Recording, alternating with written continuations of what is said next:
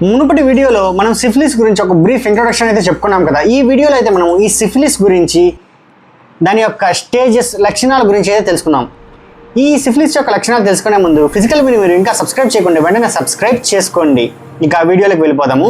సిఫిలిస్లో ముఖ్యంగా 4 స్టేజ్లు అయితే ఉంటాయి. కొందరు 3 స్టేజ్లు అని కూడా అంటారు. 3 లేదా 4 స్టేజ్లు ఉంటాయి అనుకోండి. మొదటిది అయితే ప్రైమరీ స్టేజ్. మీరు సిఫిలిస్ ఉన్న వ్యక్తితో సెక్స్ చేసిన 3 నుండి 6 వారాల్లో అయితే మీకు ఒక గట్టి కురుపు లేదా గుల్ల లాంటిది, ఒక మచ్చ లాంటిది అయితే కనిపిస్తుంది. అది మీ నోట్లో రావచ్చు, లేదా మీ మర్మాంగం పైన రావచ్చు, లేదా యోనిలో రావచ్చు, లేదా మలద్వారంలో రావచ్చు.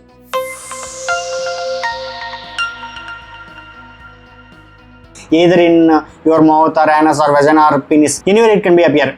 ఒకవేళ ఏదో కురుపు వచ్చింది సర్లే నార్మల్ గొల్ల అనుకుని మీరు ఒక 3 to 6 వీక్స్లో దాన్ని లైట్ తీసుకున్నారు అనుకోండి, ఇబ్బంది ఏమి ఉండదు, తగ్గిపోద్ది. అదైతే మీకు తగ్గిపోయిందని అనుకుంటారు, అక్కడ ఏమి ఉండదు, మళ్ళీ యాజ్ యూజువల్ నార్మల్గా అయిపోద్ది.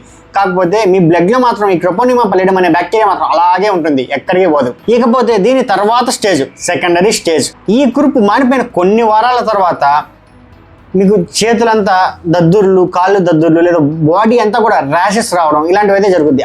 ముఖ్యంగా అయితే అరచేతుల్లో, అరికాళ్ళలో కూడా ఇలాంటి మచ్చలు లేదా దద్దుర్లు లాంటివి అయితే కనిపిస్తాయి. ఇది సిఫిలిస్ యొక్క ప్రత్యేకమైన గుర్తు. అంటే అమ్మవారు ఇలా వచ్చినప్పుడు అయితే మనకి అరచేతుల్లో అయితే అసలు ఉండదు కదా, గుల్ల లాంటివి, మచ్చలు లాంటివి అయితే. సో ఈ సిఫిలిస్లోనే ఎస్పెషల్ అయితే మనకి అరచేతుల్లో, అరికాళ్ళలో అయితే ఇలాంటి మచ్చలు అయితే కనిపిస్తాయి. ఇంకో సర్ప్రైజింగ్ ఫ్యాక్ట్ ఏంటంటే కొందరిలో అయితే ఇది ప్యాచీ హెయిర్లెస్, కొందరిలో అయితే జుట్టు ప్యాచెస్గా రాలిపోతూ ఉంటుంది. దీని అయితే చాలా మంది నార్మల్ హెయిర్ ఫాల్ అనే అనుకుంటారు. దీని తర్వాత లేటెంట్ స్టేజ్. ఇందులో ఏంటంటే పైన చెప్పిన లక్షణాలన్నీ మళ్ళీ నార్మల్ అయిపోతాయి, అంత మామూలుగా అనుకుంటారు, ఏమీ ఉండదు, యాజ్ యూజువల్గా ఉంటుంది. కానీ మన లోపల ఉన్న ఆ బ్యాక్టీరియా అనేది మన శరీరంలోని ఆర్గాన్స్ని అయితే మెల్లమెల్లగా తినేస్తూ ఉంటుంది.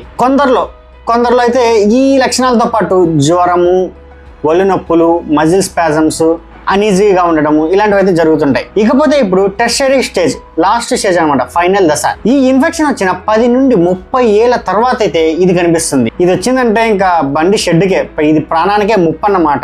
మీరైతే ఎలాంటి ట్రీట్మెంట్ తీసుకోకుండా ఇదైతే మీ ఆర్గాన్స్ అయితే మెల్లమెల్లగా డెస్ట్రాయ్ చేస్తుంటుంది. అది ఏ ఆర్గాన్ చేస్తుంది అనే దాన్ని బట్టి మనం కాంప్లికేషన్స్ అయితే ఉంటాయి. ఫస్ట్ సపోజ్ మన హార్ట్ని ఏమన్నా తినేసింది అనుకోండి, ఆ బ్యాక్టీరియా హార్ట్లో ఏమన్నా ఇన్ఫెక్ట్ చేసింది అనుకోండి, మన అయోర్టా, గుండెకి సంబంధించిన వ్యాధులు, లేదా కార్డియాక్ అరెస్ట్, గుండెపోటు ఇలాంటివి అయితే రావచ్చు. అలా కాకుండా బ్రెయిన్కి సంబంధించినవి చేసింది అనుకోండి, మనకి ట్యూమర్స్ రావడం, లేదా డిమెన్షియా, మతిమరుపు, లేదా కన్వల్షన్స్, ఇంకా స్ట్రోక్ వల్ల మనకి పక్షవాతం, ఇలా మొదలైన వ్యాధులు కూడా రావచ్చు. ఇలా అది ఆ బ్యాక్టీరియా అనేది చూస్ చేసుకునే ఆర్గాన్ బట్టి దాని యొక్క కాంప్లికేషన్స్ అయితే మనకి లక్షణాలుగా లేదా వ్యాధులుగా కనిపిస్తాయి. ఈ వీడియోలో మనం సిఫిలిస్ యొక్క స్టేజెస్ ఇంకా లక్షణాలను అయితే తెలుసుకున్నాం కదా. నెక్స్ట్ వీడియోలో ఈ సిఫిలిస్ ని మనం ఎందుకు నిర్లక్ష్యం చేయకూడదు, దీనివల్ల వచ్చే అసలైన కాంప్లికేషన్స్ ఏంది, ఎలాంటి జబ్బులు వస్తాయి అనేది క్లియర్ కట్ గా తెలుసుకుందాం.